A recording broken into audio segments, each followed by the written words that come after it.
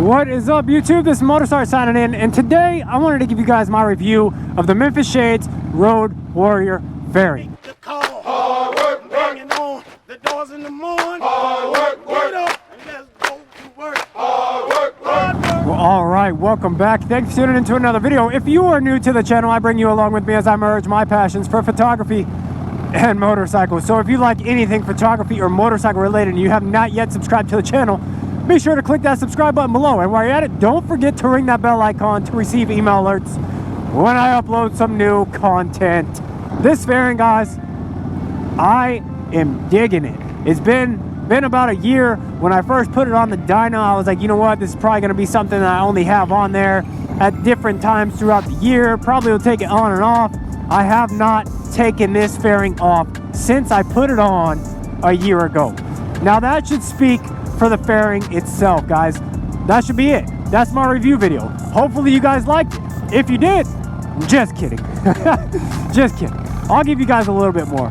But yeah, the review of this Memphis Shades Road Warrior fairing, I am still to this day extremely happy that I installed it on the bike. Now, you know, with my recent upgrade with the Plex audio kit, I have had to do some adjustments with the fairing, but I enjoy what Memphis Shades did with their mounting brackets and stuff like that you could change the pitch of the fairing, move it forward and back, tilt it more up and down. I mean, you have a wide variety of different settings you could use with just those clamps, and then also the mounting hardware that attaches the fairing to the bike.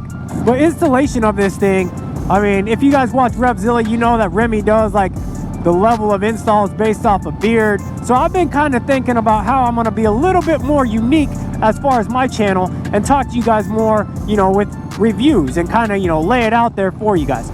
Me being military, I'm going to do level of installs based off of rank, right? We all know the privates that come into the Army or the military in general, they're trained enough to hurt somebody, and they don't really know too much, right? In the Army sense. So level of installs I'm gonna do from now on with my reviews is gonna be your private, your sergeant, and then your senior NCO. Now, I'm only doing that because I'm on the enlisted side, guys. So if you're an officer, I know that you probably know more than us enlisted folk, but we all know who does all the work, right? Just playing. But the level of install for the Memphis Shades Road Warrior fairing, I would say, is like a private, right?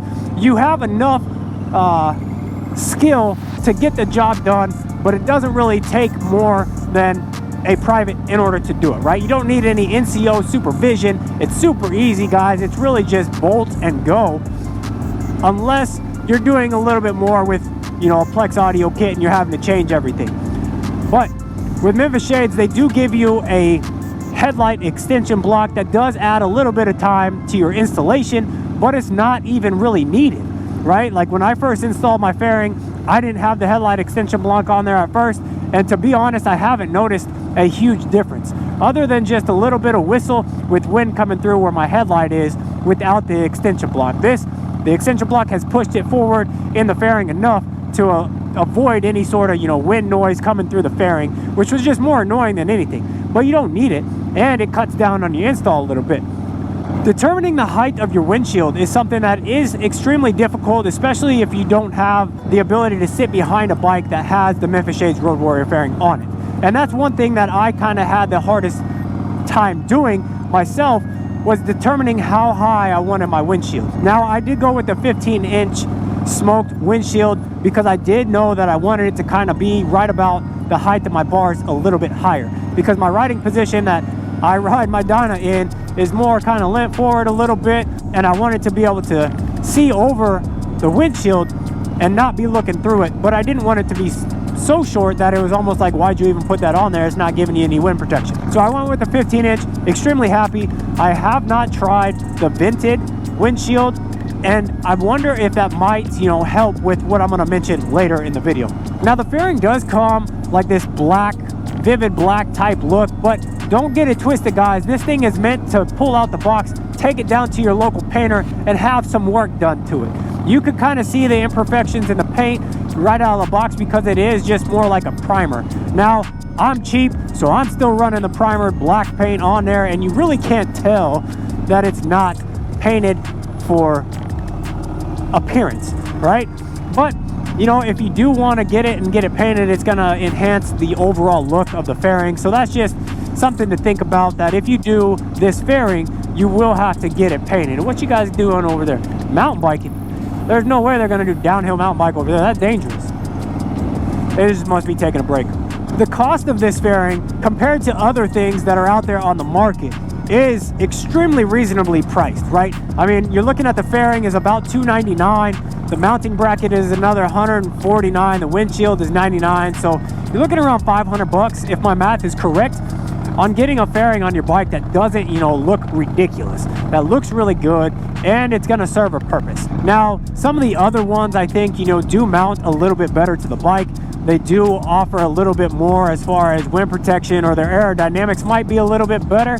But I think, you know, over this last year of how I ride and where I ride, this thing has served its purpose exactly how I wanted it to do, and I couldn't be any happier.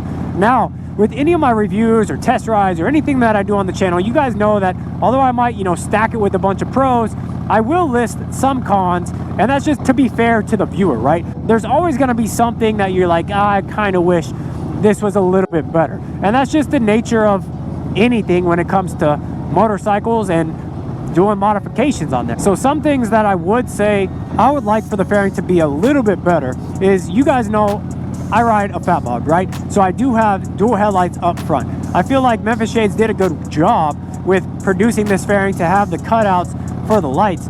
But when I put the headlight extension block in there, move my headlight up, and then I'm trying to get everything positioned, it seems extremely difficult to get it mounted just right, that there's nothing hitting.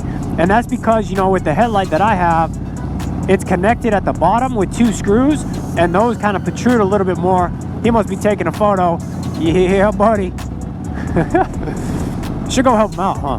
Nah. But it protrudes a little bit more, so when I tilt my headlight down so it's not shooting at the sky, it's hitting, or, you know, the top's hitting. It just depends on how I position it. Now, I have been able to play with it quite a bit, so I do have clearance, but I just think that it could have been, you know, a little bit more as far as the bottom or the top of the cutout in the fairing to fit more of the headlight. And then one last thing that is kind of a con with the fairing, and really, you know, it's just kind of depending on which way you want to lean.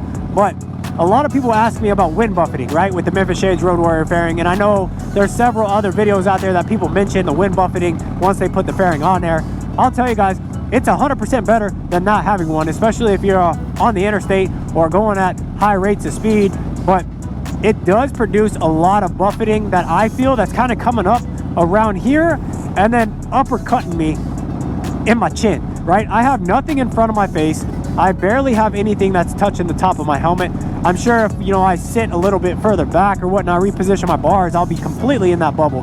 But what it's doing is it's aggressively fighting the wind that's coming and pushing it out, and then it's almost like that wind just gets sucked right back in, and I'm taking like a Mike Tyson uppercut sometimes, depending on the weather. And, you know, it's better than not having something up there, but it does produce a little bit more. I wouldn't even call it buffeting. I'd call it like a wind updraft coming up your legs, up your chest, and hitting you under the chin. But, you know, ever since I got this Simpson Ghost Bandit with the chin curtain, I don't notice it as much. Now, before with my Outlaw Bandit, it just seemed like it was, you know, really hard to dial in, you know, and remove the wind noise in any of my videos because of that wind updraft. But that, it is what it is. I mean, they can't be 100% accurate with how they disperse the wind with the fairing. You know, you are going to have some of that, you know, suction back into you because it's pushing it out. So yeah, that's my review of the Memphis Shades Road Warrior fairing, guys. Like, it's been about a year. I think I've pushed maybe more than 3, 4, 5. I mean, hell, I'm probably shortchanging myself. It's been a year. I've probably clocked like anywhere from 7,000 to 10,000 miles with this fairing. Now, I don't ride that much, right? I don't do too many, you know, long distance rides.